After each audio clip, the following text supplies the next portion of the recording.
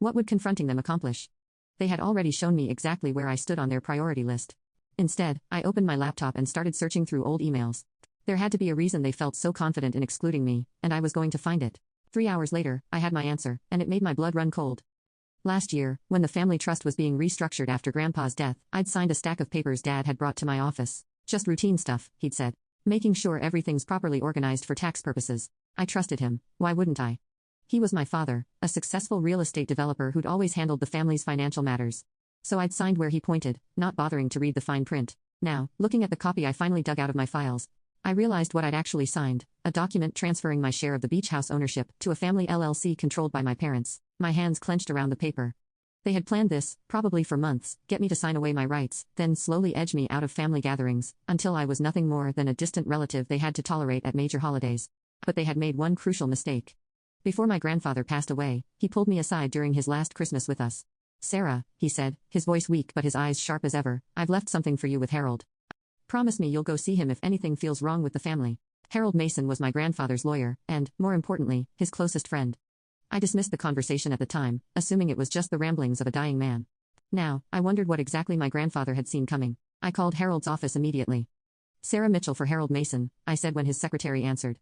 "Tell him it's about my grandfather's final instructions." Minutes later, Harold's familiar gravelly voice came through the line. "Sarah, I've been wondering when you'd call. Your grandfather was a smart man. He knew exactly how things would play out once he was gone. Can you come to my office tomorrow at 9 a.m.? I glanced at my calendar, already reaching for my laptop to clear my schedule. I'll be there. That night, I barely slept. My phone kept buzzing with more family photos from the beach house, sunset walks, seafood dinners, game nights. Each notification felt like another twist of the knife. I turned my phone face down, but I couldn't turn off my thoughts quite so easily. The next morning, I arrived at Harold's office precisely at 9 a.m. The office looked exactly as I remembered from childhood visits with my grandfather. Dark wood paneling, leather-bound law books lining the walls, and that same familiar scent of coffee and old paper. Harold stood as I entered, his tall frame slightly stooped now with age, but his blue eyes as sharp as ever. "Sarah," he said warmly, "you look just like your grandmother." He gestured for me to sit, then walked to his safe. "Your grandfather left this for you," he said, returning with a thick envelope, along with very specific instructions about when to give it to you. I took the envelope with trembling hands. Inside was a letter written in my grandfather's distinctive scrawl, along with several legal documents. "My dearest Sarah," the letter began, "if you're reading this, then what I feared has come to pass. Your father has always been ambitious, and your mother too easily swayed by his dreams of legacy and status. I've watched them slowly put aside anyone who doesn't fit their perfect family image, just as they did with your Aunt Claire years ago."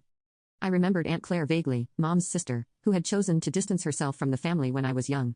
I'd always accepted the family's version of events, that Claire had abandoned us. Now, I wondered if there was another side to that story.